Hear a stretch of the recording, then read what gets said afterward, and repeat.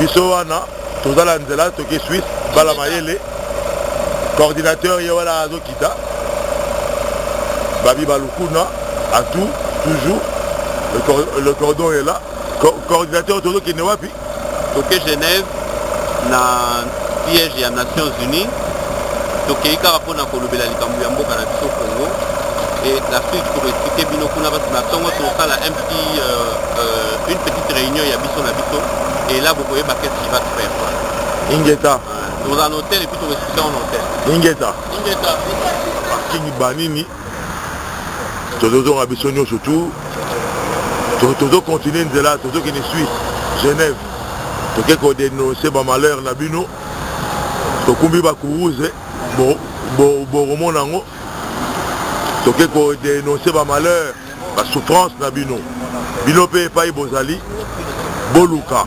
solution toyebi que le fils de chien Hippolyte Kanambe atiela bino ba minduki na balabala mais boluka solution boluka moyen ya kobima na balabala tobenga na ye eloko mosusu eza te akoyoka obie akoyoka obe na lumbe biso wana toke tocontinue en panne na kata zamba tozokende Suisse pana Gaillard combattant tombé en panne tozokende Genève na Suisse et alors autocar na biso boîte écalée bon mikili kaka ndenge ezalaka tobundela mpona Congo mindele batindeli biso lisusu bis mosusu ezoya kozwa biso na police pour accompagner biso tina frontière ya Suisse parce que awa tokomi na France awa toza na kati ya France touti koleka Luxembourg toleki Luxembourg tokoti na kati ya France côté ya Strasbourg et alors Strasbourg-Lyon donc tozo mata bon awa totelemi awa parce que babi que non tozala musika mpona autoroute peut-être que non voiture eloko moko osala manœuvre que non mpona masolo mabe donc esala mabe donc biso nyonso ke non tokutanaka na Suisse ingeta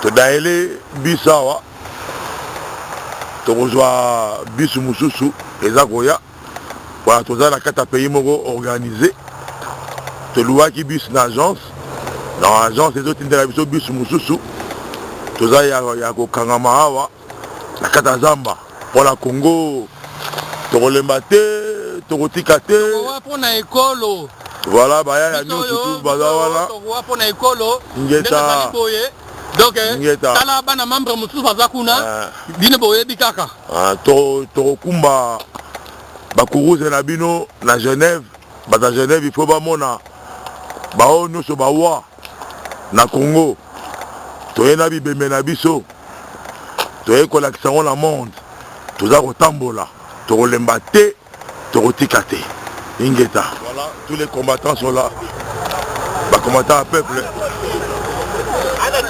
biso lâché biso awa mbila olegai sombila ya olegai tozozela biso mosusu voilà ya biso wana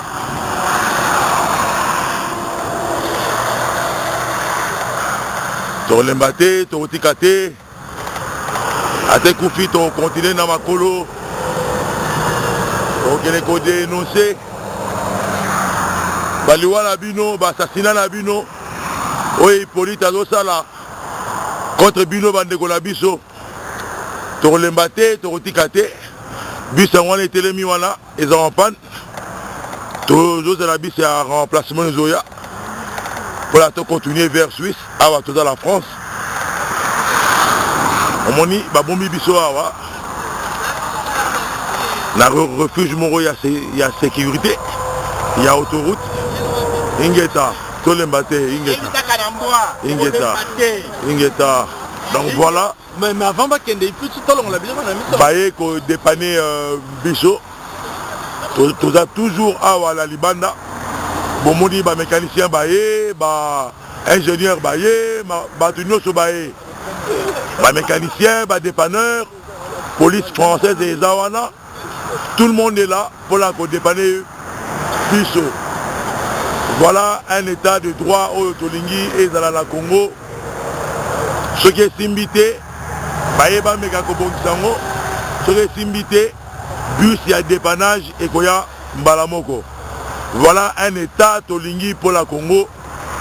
Oh tozo bunda tozo tamola ba kilomètre pour la dénoncer ba mort na bino ba assassinat na bino.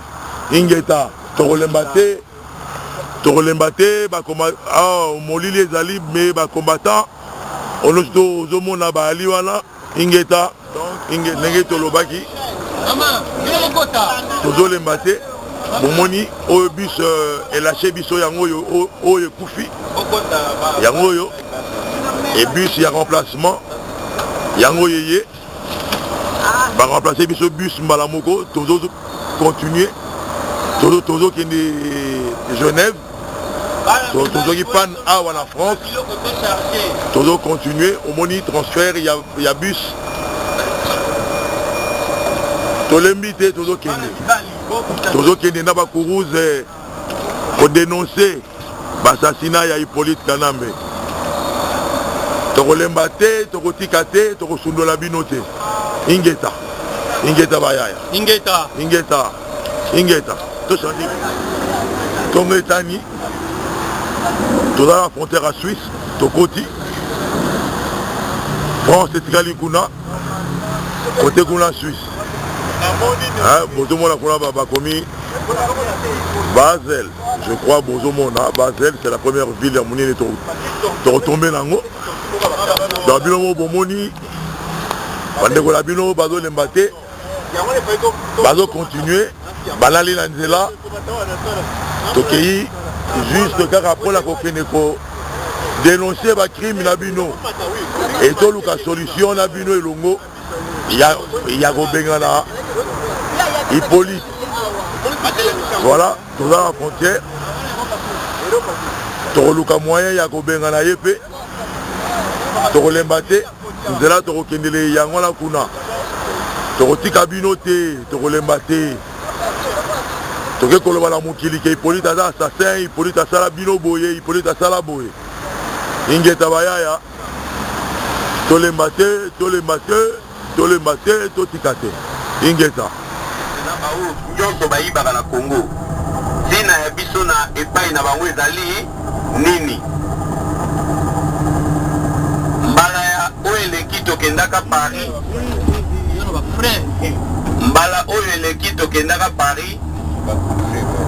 kaka na invitation ya bandeko na biso naza koretrace quand même mwa mituna mpe tokutana na yango ndeko moko alobi bakofuta biso ndeko mosusu alobi est-ce que biloko nyonso oyo kolala mituka nyonso eza prêt ndeko mosusu alobi est-ce que baopesa biso manduki mpona kobengana Kanambe. À tous, bonjour et merci d'avoir répondu présent à ce programme et félicitations à vous parce que nous savons très bien que chacun a sûrement eu un programme qu'il a laissé derrière lui qui était aussi important, mais qu'il a mis de côté pour privilégier l'intérêt du combat, n'est-ce pas? Applaudissons pour nous tous, Iraniens et Congolais. Et Afan. Afan aussi. Vous dites? Afan. Ils ont Afan. Ah, ils sont? Ils viennent d'Afghanistan. Ah, ok. On nous informe qu'il y a des frères qui viennent de l'Afghanistan ici. Ingeta. Voilà. Qui sont avec nous pour la lutte. Et dans ce que je viens de dire dans notre langue qui est le Lingala, vous avez déjà entendu parler de ça. Donc c'est une langue du combattant, résistant, et vous autres Afghans, Iraniens, dans la lutte pour le changement dans nos pays respectifs. C'est ce que je venais de dire.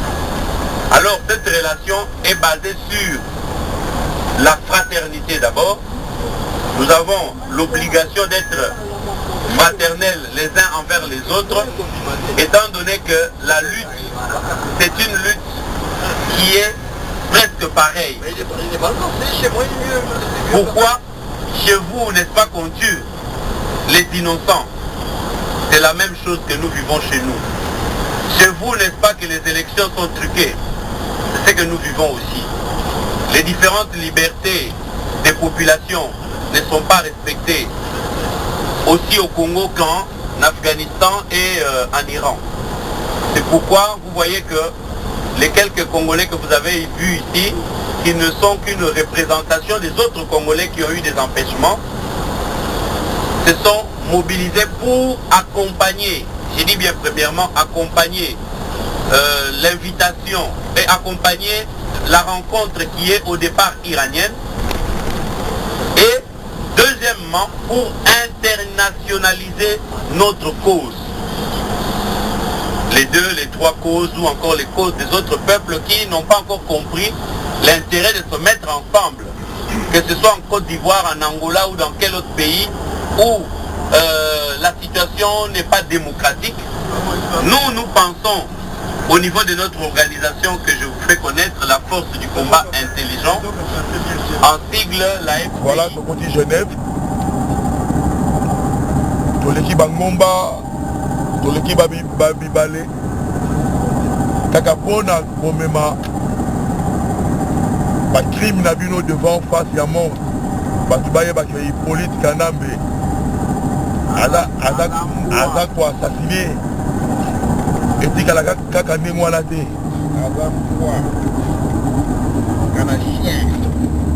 Tu sais qu'on ne va pas si il y a peuple dans le vaisseau. Voilà ton côté Genève.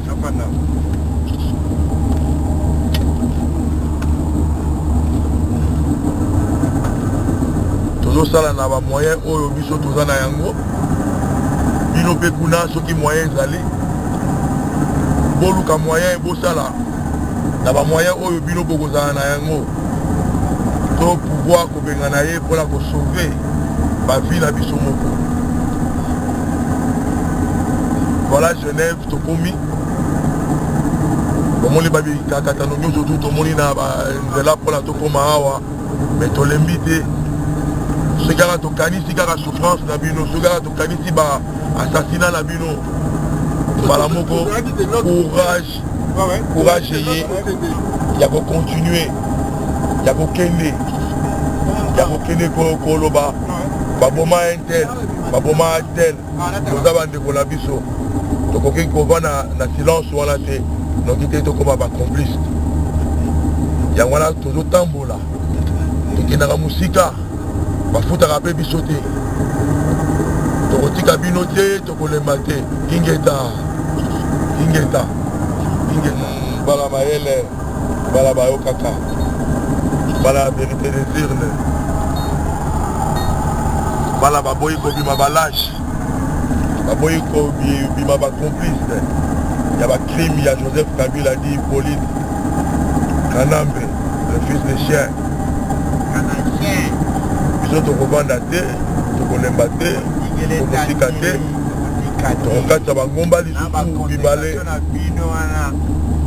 tokoya koexpliquer peuple d'Amokili partout devant Nations Unies que le problème du Congo, les alliés Hippolyte Kanambe, Joseph Kabila doit partir.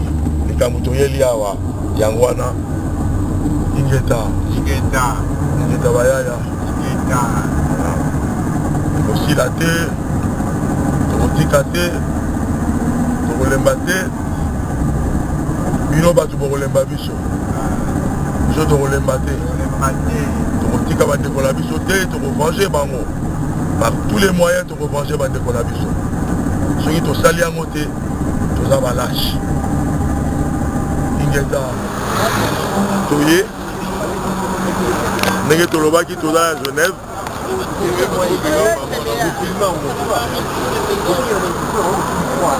En combattant nous sur Bazawana, c'est eux qui s'abandonnent qu'on a vu sur Dambu.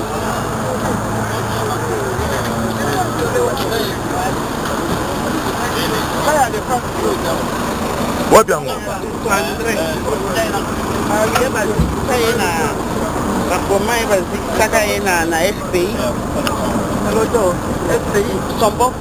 Papa Kabea, vous n'avez pas besoin de croix? Ça m'énerve. Papa, aidez-nous avec les croix. C'est important, il faut avoir des croix.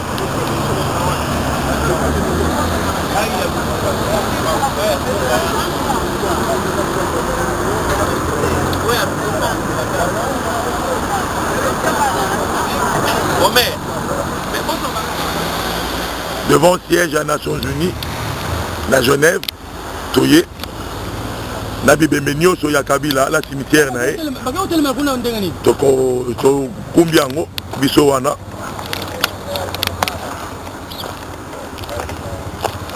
Toye, Toye na Baronio, Toye na Armand. Armand, Toye na Yoti, Awa devant l'immeuble des Nations Unies, à Genève.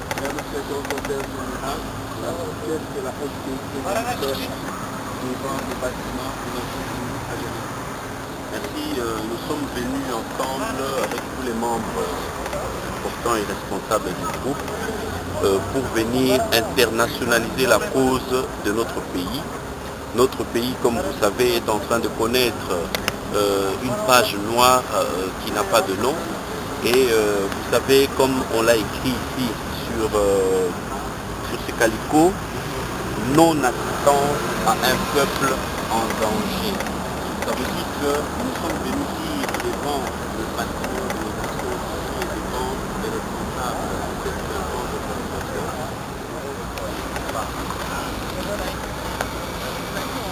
Nations Unies. C'est la Nations Unies. Voilà. Siège officiel à Nations Unies. Siège officiel à Nations Unies. À Genève.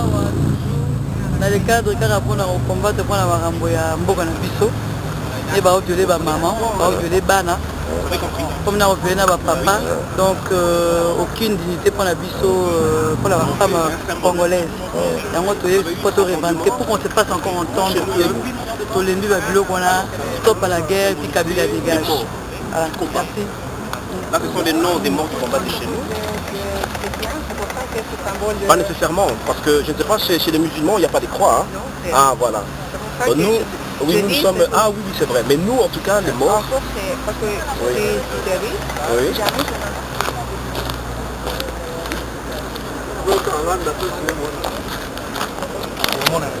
Si, il y a un angle. Total, s'il vous plaît. Angle.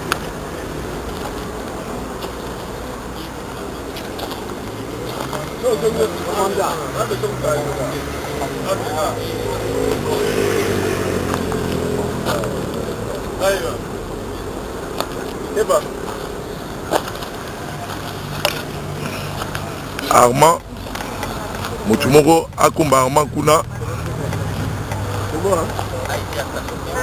Armand Toye na Yope. Torotikate. Armand Tungulu qui est notre contemporain vivant en Belgique, qui était notre Armand en Belgique, a été lâchement Toye na yo, après 2 ans, il y a Liwa na yo, to lâché yo te, Toye pe awa bayeba. Que biso to lembite, que biso to rotikate. Alors maman Marc, l'obini ni maman. Bon, biso toye lelo awa na il y a d'autres noms. Il y a ba'iranien po toya mpe kolakisa baoyo ya biso bakufi na Nations Unies bayebake tozalaka mpe na mikaratano na mboka na biso yango wana lelo tozali awa toye kolakisa bandeko na biso bawe na mboka na biso kuna na ndenge ya injustice tobenga bango ndeko na biso Matungulu bamama na biso viole na bana oyo ya biso bayakala oyo bakufa baprésident ya biso kala bakufa Laurent Kabila Patrice Lumumba bato ebele yango tozali awa toye kosangana biso na bandeko na oya bango tozopesa bango na condoléance ya bango baukufa ebele balo 50 mort ya bairanien toza na mama na biso tozalaka na belgique mama iranien aza na biso azosoutenir so ntango yiso yango wana tolandi mpe bango na oyo ezomeli bango Ingeta maman. Le mot de la fin, voilà. C'est dire que ce que nous faisons aussi à leur nom. Nous savons très bien qu'il y a beaucoup de raisons.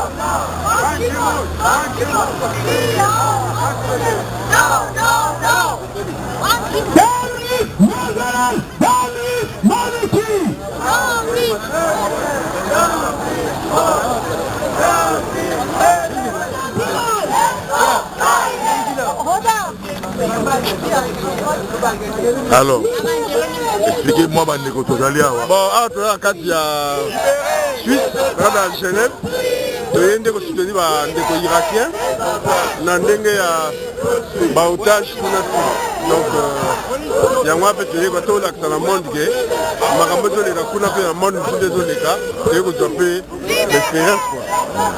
Et que la Congo, ils ont le même problème. Ah, même problème dans le Congo. Ingeta.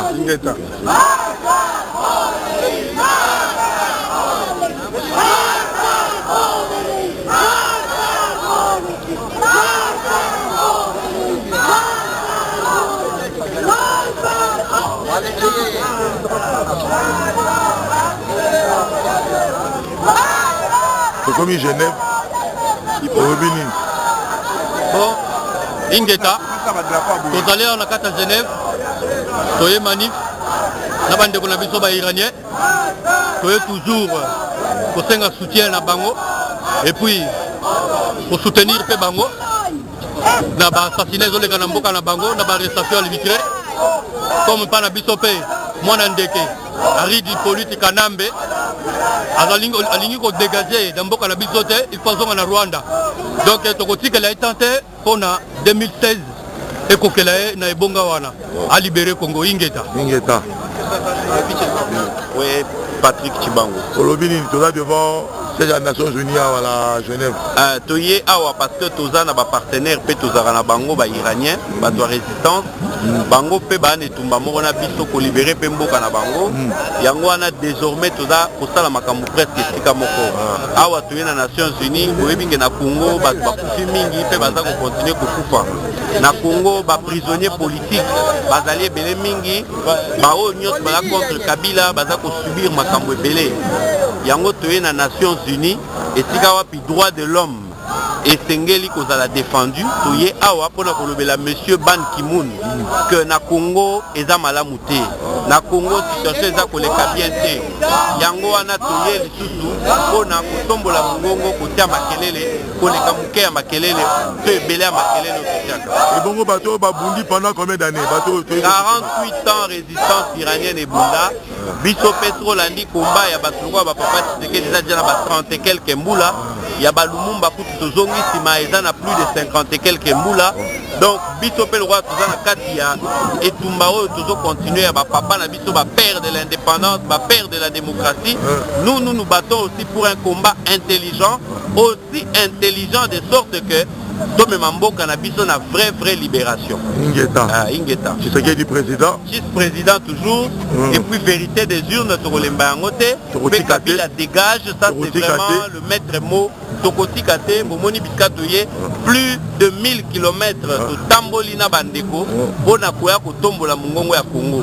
Bomoni nombre ba batu ya Iran bazali awa mais ba congolais pe tozali une cinquantaine toye pe bona kanda ya mboka na biso. Ingeta.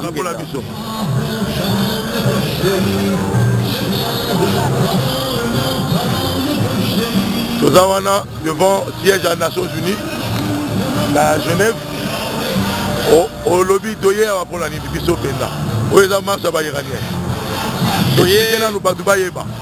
Doyer awa pour combat au dozo mené, il faut internationaliser Bikamboyo. Il y a des tueries où ils ont salamé pas na biso. Il y a des despotes au bazar na pouvoir. Doyer na maison ya lamentation. Pour cause na biso et comme à cause commune. Na ndenge biso tozo bunda. Bande ko iranien ba obunda et tumba ndenge mo na biso yango na toyeko s'associer na bango pour que bao ba kufa pona biso bao ba kufi pona obundela libanda obundela topima na occupation pe na boumbu makila wana kopesa ngo valeur yango na toye na maison ya lamentation pona kopesa valeur na bato nyonso ba kufi pona obundela lipanda toye na ba kuruze il y a bateau union surtout ba pouvoir et il y a la dictature et bomi paix et ils ont continué la problème toye quoi accuser ko dénoncer ko été combat kende jusqu'à l'aboutissement final binomro boyebi dégage ngeta na ba moyen je peux te ko ganga wa ekoganga tokotika te tokolemba te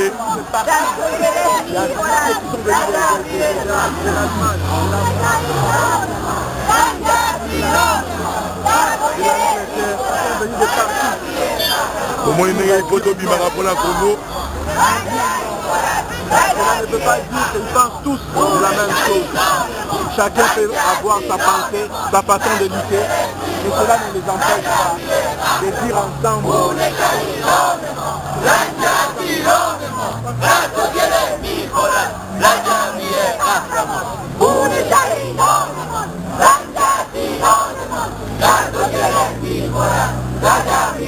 Alors combattant Osania awa te kosoutenir bandeko na biso bairanier eza soutien oyo tozozepa bandeko na biso bairanier yango toali awa epuis tozosoutenir mpe cause na biso yango wana toali awa ingeta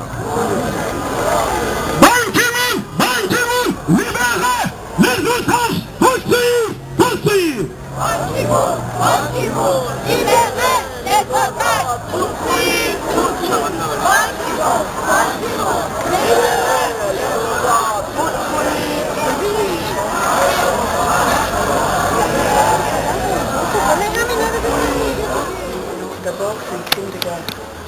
C'est un crime de l'humanité et ça ne peut plus être considéré comme un trophée de guerre. Le respect des droits de la femme est essentiel pour la construction d'un gouvernement démocratique. Ce qui se passe au Congo, c'est quelque chose qui non seulement nous fait beaucoup de peine, nous fait du mal, mais aussi qui, en tant que femme, nous humilie. Et c'est pour ça que parler du Congo est quelque chose qui est totalement important, parce que c'est une guerre sale, c'est une guerre dans laquelle beaucoup de femmes, mais aussi beaucoup d'hommes souffrent. C'est devenu un business, le business de la guerre. Beaucoup de gens s'enrichissent avec le sang des autres. Je veux dire aux femmes et aux hommes congolais qui nous écoutent que je suis avec eux, que je lis sur le Congo, que j'ai beaucoup de proximité avec le Congo parce que de temps en temps je sens que la Colombie et le Congo ont passé par des épreuves similaires, mais que nous allons trouver notre lumière. Mais cette lumière passe par la vérité, par dire la vérité, par ne pas accepter l'injustice et surtout par ne pas perdre la foi. Parce que du côté du mal, du côté de ceux qui utilisent le pouvoir pour leur propre bénéfice, il y a une stratégie de faire que nous perdions l'espérance. Il ne faut pas perdre l'espérance. Quel espoir vous donnez au peuple congolais par rapport à la démocratie? Vous avez l'espérance, on doit prendre le temps juste il faut se dire que quand la nuit est la plus noire, c'est là où le jour est très proche pour celui-là. Madame, vous étiez pris maman Ingrid. une photo.